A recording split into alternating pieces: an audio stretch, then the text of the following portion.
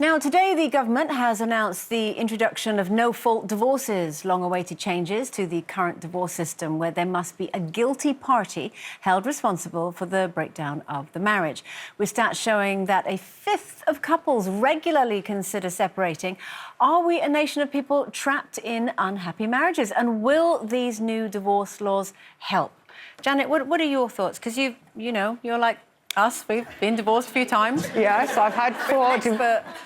I'm not an expert, but I have been divorced 4 times, and I do think that one of my divorces would have been so much easier, and that was when I got married in Las Vegas, and I mistakenly thought that I could get divorced in Las Vegas as quickly as I'd got married in Las Vegas.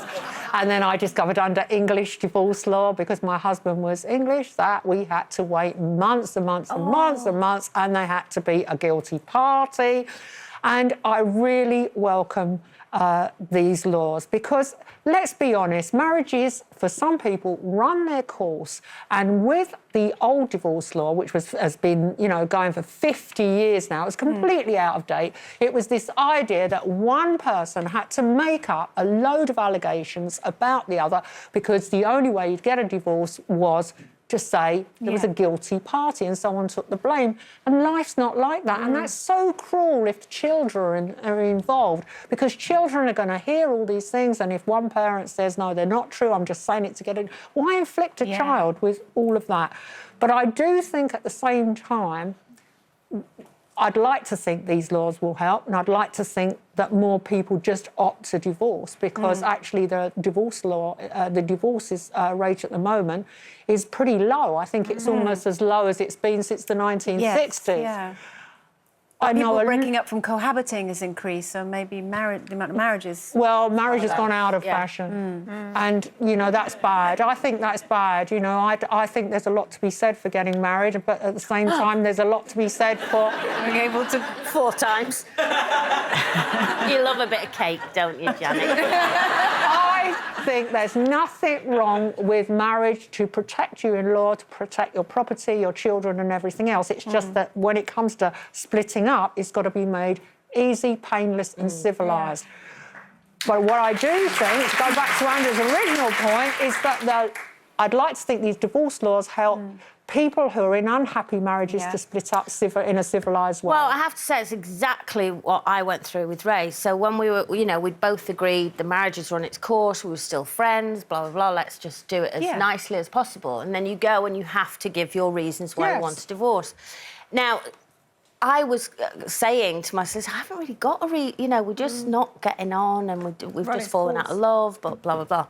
And, but you have to give a reason. So I said, OK, it's literally like going, I'll have that one, I'll pick that one. But that wasn't it. Then you had to give 5 reasons. So it wasn't just saying irreconcilable differences. You had to give 5 differences. So I'm literally then, in the end, I'm kind of making them up. You have to give real instances, don't you? Real instance. And then I'm phoning Ray up going, listen, you're going to get this through the post, because obviously they have to send it to him, what I'm divorcing him on. And please don't take offence to it, because I had to do it. Otherwise, we can't move forward, or we have to just... I mean, what was it? Like, he puts his socks by the wash basket, not in the wash basket. Oh, yeah, it was just... Because, frankly, that is grounds. Yeah. That is grounds. He grows his own vegetables. To be fair. To be fair. I think the current situation invites people to tell lies, to imply that their partner's violent or threatens violence, and this is all absolutely disgusting and should, have ended decades ago. But also it means that if a marriage is absolutely... it's gone, it has broken down, there is no way back from it, it also means that some partners can stop the other one from getting a divorce, even when there is no point in carrying on out of sheer stubbornness. You might remember the Tina Owens case last year. She was Tinny Owens case. She lost her Supreme Court appeal to divorce her husband on the grounds that she was unhappy. They'd been married for 40 years, but he just stubbornly refused to let them get divorced. But the thing is, there are going to be so many people out there that are trapped in unhappy marriages, but they just won't go for divorce, no matter how easy it is. And I remember when I was on here and I was telling you about, I'm in a situation where my marriage, it's all fine, but, you know, there were aspects of it where I wasn't really happy. And I forgot I was on TV and I was talking to my friends. But since that day, I've had so many people come up to me and say, I relate to it, I relate to it.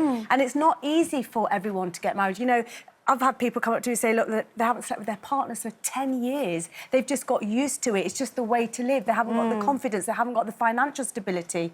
And I would just say this, from my experience, is please communicate with each other. That when you go to Relate, I mean, I've got friends who've been there, they just said when they go there, one of the biggest things that they realise is they don't talk to each other anymore. Yeah. So I really do urge people to, yes, there is this law, and if you're really in an unhappy situation, use it. Do something about it. But also, please talk, because you can mend a broken marriage, and it can Well, if work you out. both want to If talk, you both want that's to the talk. problem. But also, as well, you know, there is a cooling off period, and it's not just saying that one of you can wake up in the morning and go, do you know what, you've really got on my nerves for the past, you know, 10 minutes or whatever, and that's it, I want a divorce. There is a cooling off period. Yeah. It Yeah, just there's does- 20 weeks Yeah. between filing and being Yeah, granted yeah. the divorce in the, you know, in the conclusion of the divorce.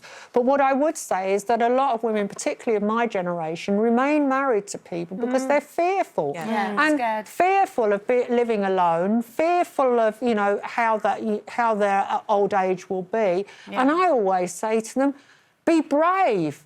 Break out a bit, because, you know, to live with someone you've lost all respect for, you don't have sex with, they bore, you know, the backside off you.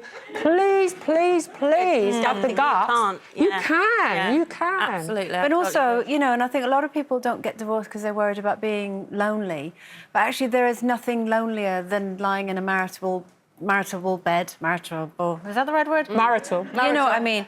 There, and feeling lonely. Actually, that's the that's worst. way That's the worse. worst. Yeah. Way, way worse.